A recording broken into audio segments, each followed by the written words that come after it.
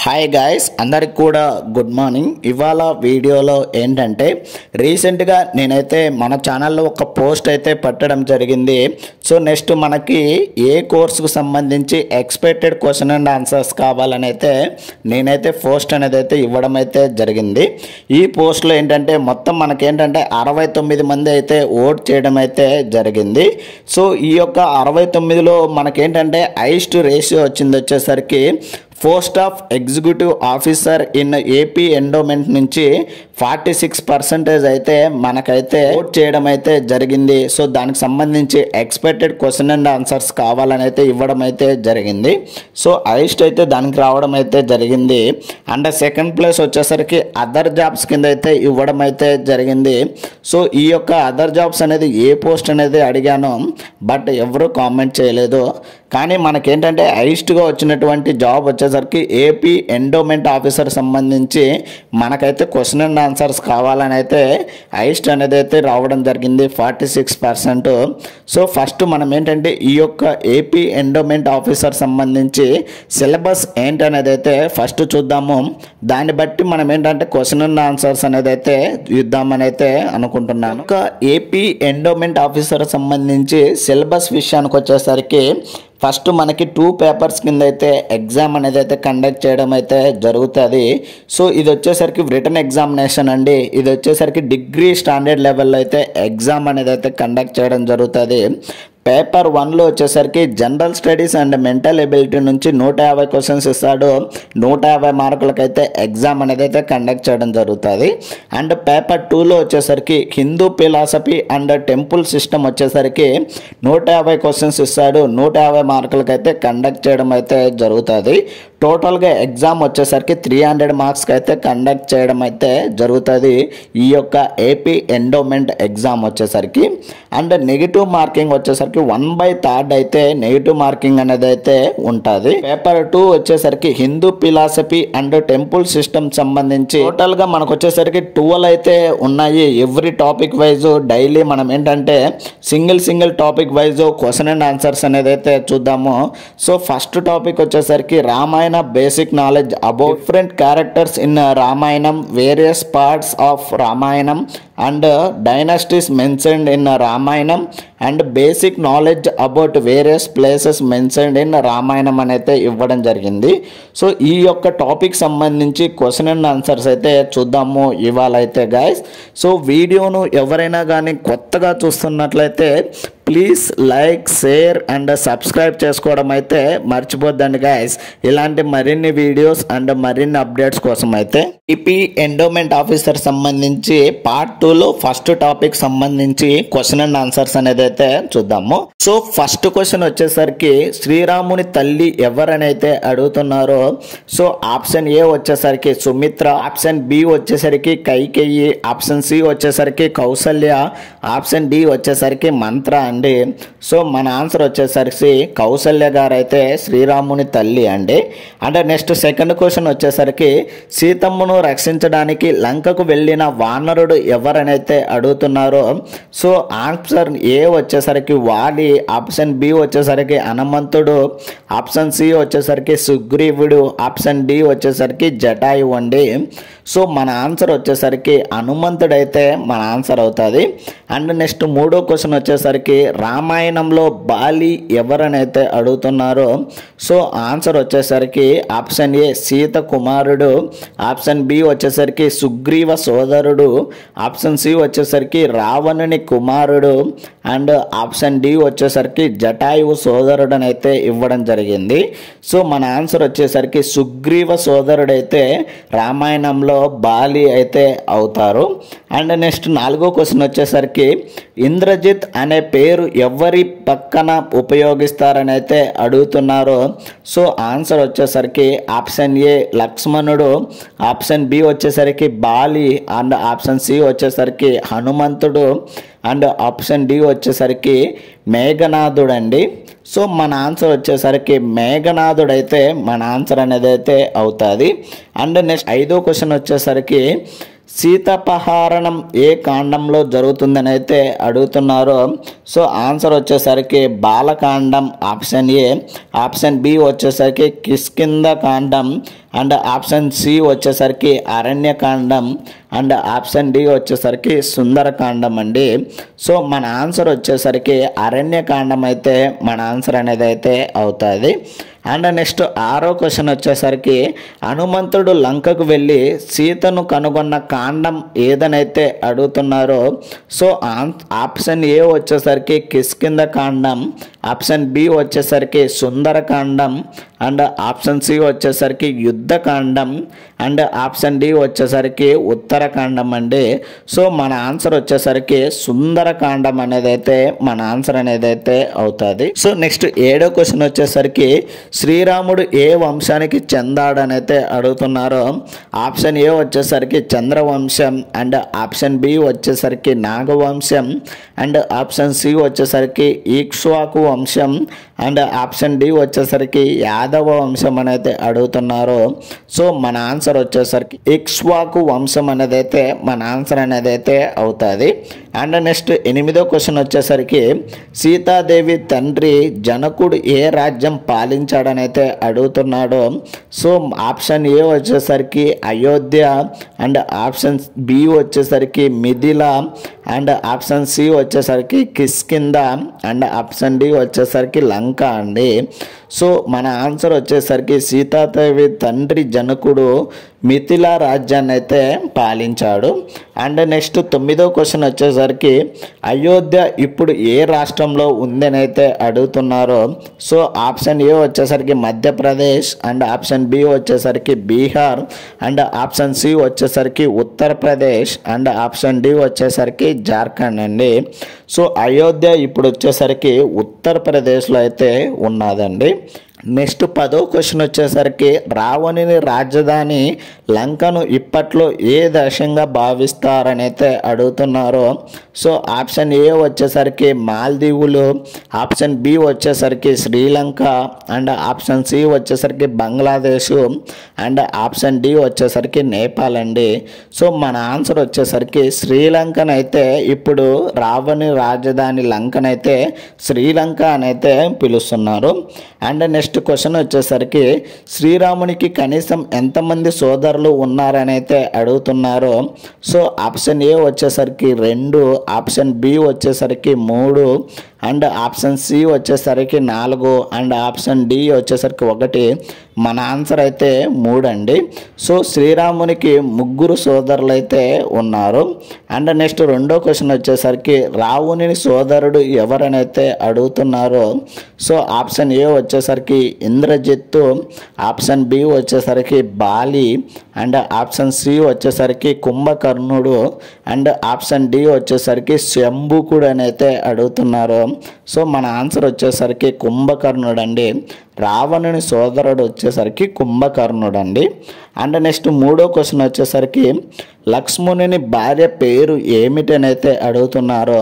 So option A వచ్చేసరికి Urmila and option B వచ్చేసరికి Mandodari and option C వచ్చేసరికి తార అండ్ ఆప్షన్ డి వచ్చేసరికి శాంత అండి.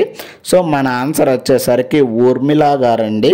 సో లక్ష్మణుని భార్య పేరు వచ్చేసరికి ఊర్మిళ అండి. అండ్ నెక్స్ట్ 4వ క్వశ్చన్ వచ్చేసరికి వనవాస కాలంలో శ్రీరాముడు మిత్రుడిగా సంపాదించిన వానర రాజు ఎవరని అయితే అడుగుతున్నారో. సో ఆప్షన్ ఏ వచ్చేసరికి హనుమంతుడు, ఆప్షన్ బి వచ్చేసరికి బాలి అండ్ ఆప్షన్ సి వచ్చేసరికి సుగ్రీవుడు అండ్ ఆప్షన్ డి వచ్చేసరికి వాలి అండి. సో మన ఆన్సర్ వచ్చేసరికి సుగ్రీవుడు అయితే మన ఆన్సర్ అవుతుంది.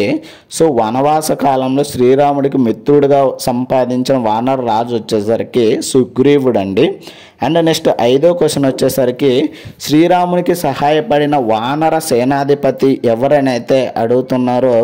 సో ఆన్సర్ వచ్చేసరికి ఆప్షన్ ఏ బాంబవంతుడు, ఆప్షన్ బి వచ్చేసరికి నల అండ్ ఆప్షన్ సి వచ్చేసరికి నీలుడు అండ్ ఆప్షన్ డి వచ్చేసరికి హనుమంతుడు అండి. సో మన ఆన్సర్ వచ్చేసరికి హనుమంతుడు అయితే అవుతుంది. అండ్ నెక్స్ట్ క్వశ్చన్ వచ్చేసరికి బాలకాండంలో జరిగే ముఖ్య సంఘటన ఏమిటని అయితే అడుగుతున్నారు. సో ఆప్షన్ ఏ వచ్చేసరికి సీతను రావణుడు అపహరించడం అండ్ ఆప్షన్ బి వచ్చేసరికి సీతా కళ్యాణం అండ్ ఆప్షన్ సి వచ్చేసరికి హనుమంతుడు లంకకు వెళ్ళడం, అండ్ ఆప్షన్ డి వచ్చేసరికి రామరావణ యుద్ధం అనేది అయితే అడుగుతున్నారు.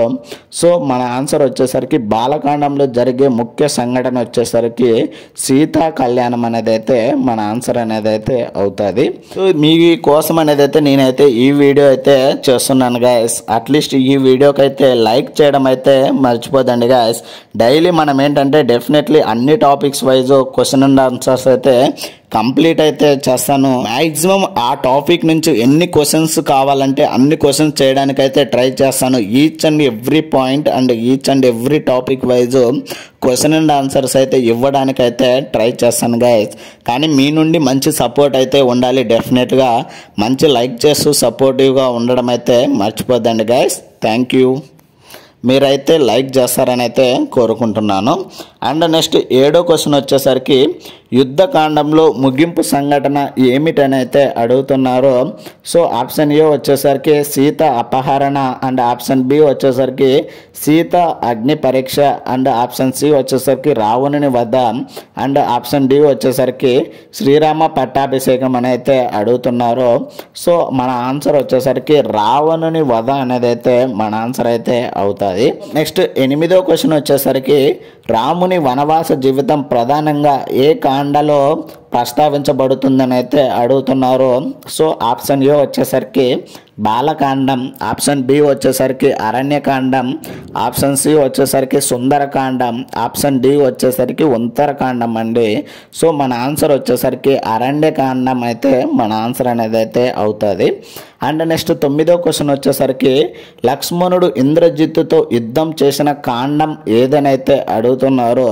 సో ఆప్షన్ ఏ వచ్చేసరికి కిష్కింధ కాండం, ఆప్షన్ బి వచ్చేసరికి సుందరకాండం, అండ్ ఆప్షన్ సి వచ్చేసరికి యుద్ధకాండం, అండ్ ఆప్షన్ డి వచ్చేసరికి ఉత్తరకాండం అండి. సో మన ఆన్సర్ వచ్చేసరికి యుద్ధకాండం అయితే మన ఆన్సర్ అయితే అవుతుంది. లక్ష్మణుడు ఇంద్రజిత్తుతో యుద్ధం చేసిన కాండం వచ్చేసరికి యుద్ధకాండం అనేది అయితే మన ఆన్సర్ అనేది అయితే అవుతుంది. అండ్ నెక్స్ట్ 10వ క్వశ్చన్ వచ్చేసరికి ఉత్తరకాండంలో చోటు చేసుకున్న సంఘటన ఏమిటని అయితే అడుగుతున్నారు. సో ఆప్షన్ ఏ వచ్చేసరికి వనవాస ప్రారంభం, అండ్ ఆప్షన్ బి వచ్చేసరికి సీతకు అగ్ని పరీక్ష, అండ్ ఆప్షన్ సి వచ్చేసరికి లవకుశల జననం, అండ్ ఆప్షన్ డి వచ్చేసరికి హనుమంతుడి లంక గమనము అని అయితే ఇవ్వడం జరిగింది. సో మన ఆన్సర్ వచ్చేసరికి లవకుశల జననం అనేది అయితే మన ఆన్సర్ అనేది అయితే అవుతుంది. అండ్ నెక్స్ట్ 11వది వచ్చేసరికి ఇక్ష్వాకు వంశం మొదటి రాజు ఎవరనైతే అడుగుతున్నారో. సో ఆప్షన్ ఏ వచ్చేసరికి దశరథుడు, ఆప్షన్ బి వచ్చేసరికి మానవుడు, ఆప్షన్ సి వచ్చేసరికి ఇక్ష్వాకు, ఆప్షన్ డి వచ్చేసరికి శ్రీరాముడు అండి. సో మన ఆన్సర్ వచ్చేసరికి ఇక్ష్వాకు అండి. ఇక్ష్వాకు వంశం మొదటి రాజు వచ్చేసరికి ఇక్ష్వాకు అండి. అండ్ నెక్స్ట్ 12వది వచ్చేసరికి సూర్యవంశానికి చెందిన వారు ఎవరనైతే అడుగుతున్నారో. సో ఆప్షన్ ఏ వచ్చేసరికి శ్రీరాముడు, ఆప్షన్ బి వచ్చేసరికి శ్రీకృష్ణుడు, అండ్ ఆప్షన్ సి వచ్చేసరికి యయాతి, అండ్ ఆప్షన్ డి వచ్చేసరికి శాలివాహనుడు అండి. సో మన ఆన్సర్ వచ్చేసరికి శ్రీరాముడు అండి. సూర్యవంశానికి చెందిన వారు వచ్చేసరికి శ్రీరాముడు అండి. నెక్స్ట్ 13వ క్వశ్చన్ వచ్చేసరికి సీతమ్మ తండ్రి జనకుడు ఏ వంశానికి చెందిన వారైంది అడుగుతున్నారు.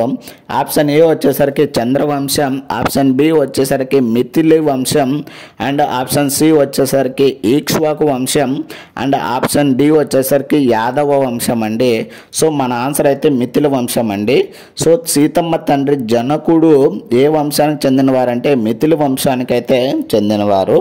అండ్ నెక్స్ట్ 14వది వచ్చేసరికి రామాయణంలో చిత్రకూటం ప్రాధాన్యత ఏమిటని అయితే అడుగుతున్నారు.